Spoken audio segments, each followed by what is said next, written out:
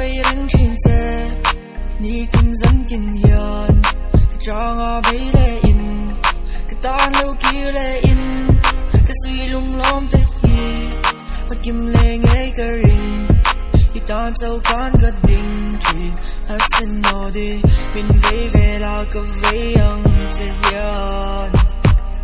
ai đâu em anh nhỉ nâng nên cần hiểm lại nhỉ câu kia lệ hi cắn nuông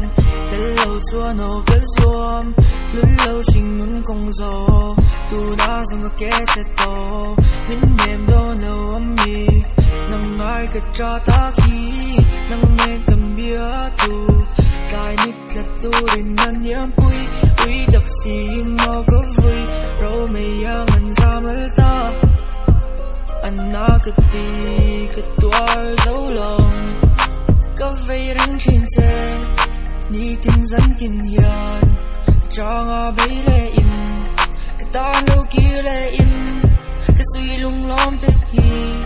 và kim lệ nghe cái ring thì ta sâu con cái đình chuyện hát xin nó đi